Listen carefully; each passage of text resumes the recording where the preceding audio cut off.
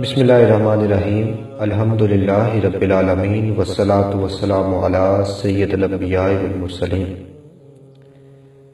جس طرح ہر مسلمان اپنے مذہب اور عقیدے پر فخر کرتا ہے، اسی طرح ہر کافر اپنے آپ کو اپنے مذہب کے ساتھ منسوب کرتا اور اس پر فخر کرتا ہے۔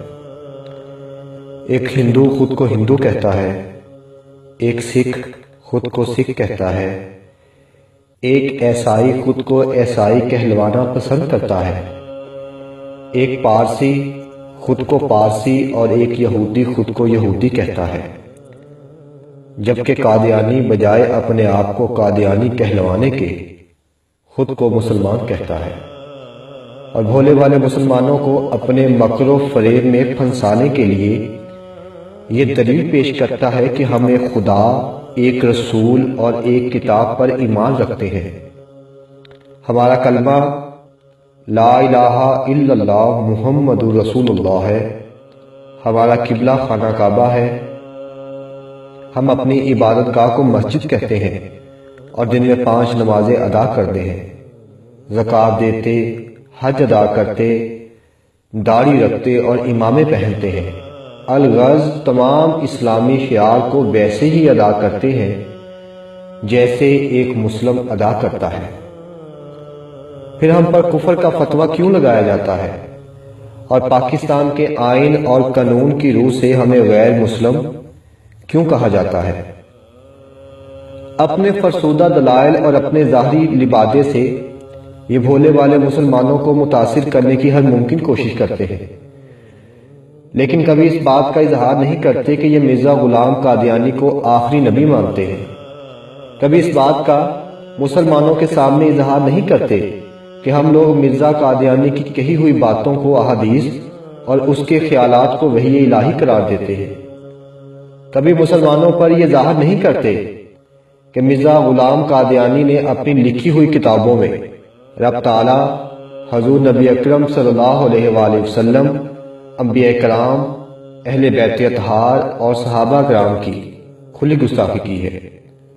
مزید مرزا غلام قادیانی اپنے آپ کو نہ ماننے والوں کو رنڈیوں اور کنجریوں کی اولاد شمار کرتا ہے۔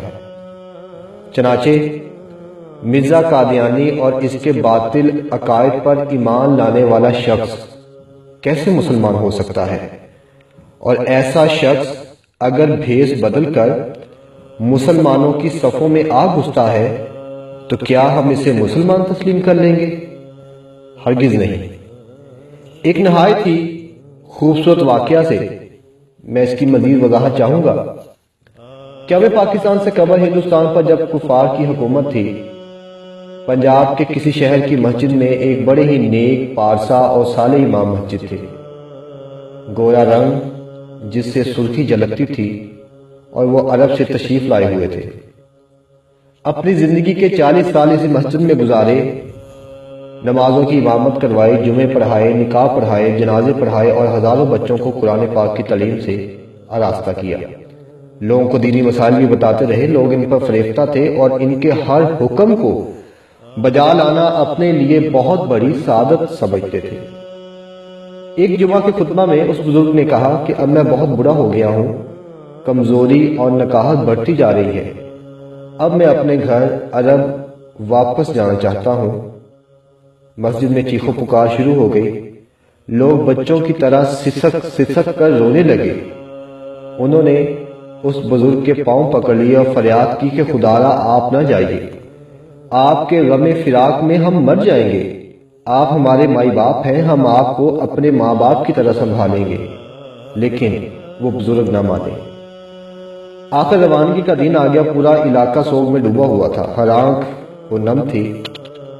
مرد اور عورتیں کہہ رہے تھے کہ آج ہم اپنے روحانی باپ سے محروم ہو گئے۔ بچے کہہ رہے تھے کہ آج کے بعد ہمیں قرآن پاک کی تعلیم کون دے گا؟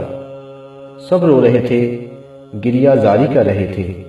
ہچکیوں اور سسکیوں کا ایک سما تھا اور آنسوؤں کی ایک نہ تھمنے والی بارش تھی۔ یہ جذباتی مناظر اس بزرگ سے بھی نہ دیکھے گئے ان کا دل بھی پسیج گیا اور بوڑھی آنکھوں سے آنسو ٹپکنے لگے، اور وہ ریلوے پلیٹ فارم کی دیوار پر چڑھ کر ہزاروں کے مجمع سے یوں مخاطب ہوئے، مسلمانوں، تمہاری یہ غمناک کیفیت دیکھ کر آج میرا بھی دل پھٹ گیا ہے، تو سن لو، اپنی 40 سال کی نمازیں دہرا لینا، کیونکہ میں ایک عیسائی ہوں۔ اسلام دشمن حکومت نے مجھے ہندوستان میں جاسوسی کے لیے بھیجا تھا، اور میں مسجد میں بیٹھ کر جاسوسی کا کام کیا کرتا تھا۔ میں ایک عرب نہیں بلکہ جاسوس ہوں۔ لوگوں کے منہ کھلے کے کھلے رہ گئے، بہتے آنسو تھم گئے، حرکت کرتے ہوئے جسم ساکت ہو گئے، اور اتنے میں وہ بزرگ اپنے ساتھیوں کے ساتھ رپوش ہو چکے تھے۔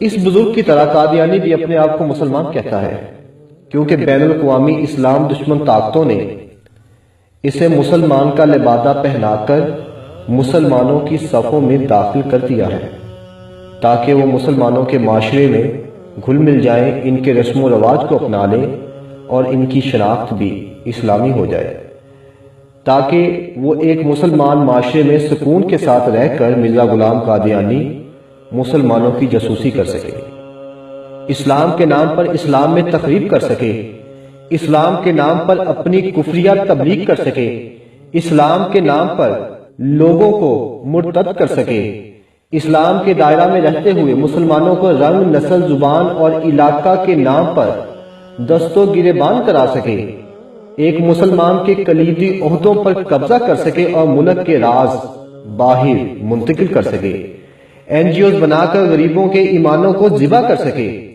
اپنی تعلیمی پالیسی کے تحت سکول کھول کر مسلمانوں کی نوخیز نسل کو گمراہ کر سکے، مسلمانوں کی نشستوں پر منتخب ہو کر ایم پی اے، ایم این اے اور سینیٹر بن سکے، اور ایک خطرناک سازش کے ذریعے مسلمان ملک کے اقتدار پر قبضہ کر سکے۔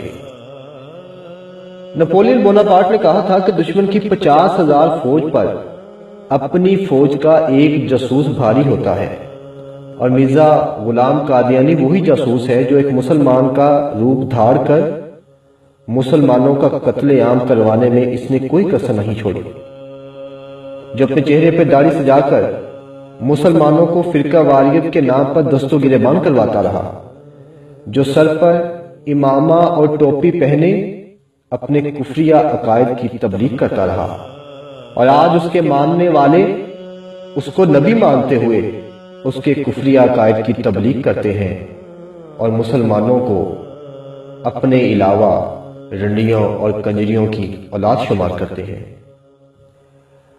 عزیزان گرامی قدر، ہمارے نبی اکرم صلی اللہ علیہ وآلہ وسلم نے ہمیشہ اخوت اور محبت کا درس دیا، اور ایک مسلمان کو دوسرے مسلمان کا بھائی قرار دیا۔